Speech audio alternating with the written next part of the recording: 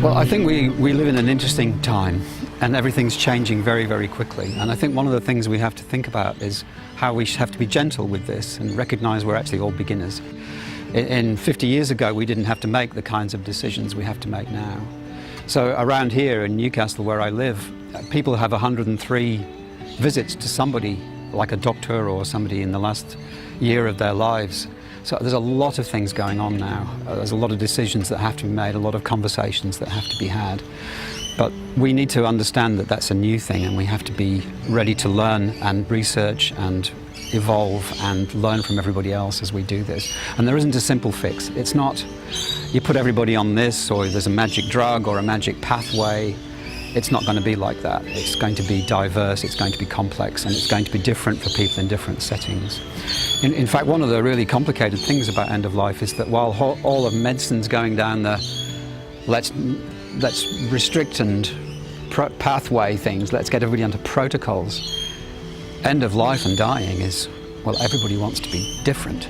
And this is a really new challenge for us as well. So it's new, and it's increasingly diverse, and this is what we're struggling to understand and cope with at the moment.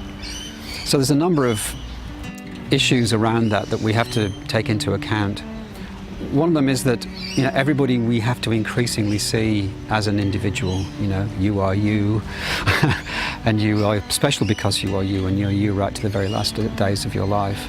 And in medicine, we've usually treated people more like, you have this condition and we have this drug and we give you that and you get better. But we're now learning that patients towards the end of their lives will have values that we have to increasingly try to understand.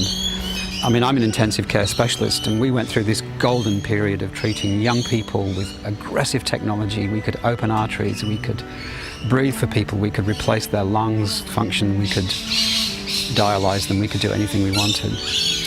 But over the last 20 years, we found that a lot of people don't actually get better anymore when we do that, because they're chronically ill, not acutely ill. And the illnesses they've got, we can only manage, we can't actually fix. And over 20 years, we've learned we have to stop doing things, and sometimes not even start doing things. And in that setting, the values of the patients become incredibly important in terms of how and when we go about doing that. So the thing that I really want to just emphasize is that when we start talking about dying well, or dying more authentically, or more in keeping with your own values, we can't wait till that last few days of life. This is a dying process that's gone on now for at least a year, if not more. And it's that whole period where we have to come to know you and have this conversation.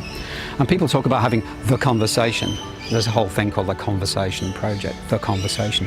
It isn't the conversation, because once you've started a conversation, it's a conversation, and it's going to continue, and it has to continue, and it has to be iterative, it has to be ongoing. And the whole era when we thought we could fix everything by doing an advanced care directive, I don't want CPR on a piece of paper, was somehow going to fix everything. Well, that turns out just not to be the case. That isn't what it's about at all. And in fact, that whole thing about you just get people to write something down and that fixes everything is another oversimplification that we have to worry about.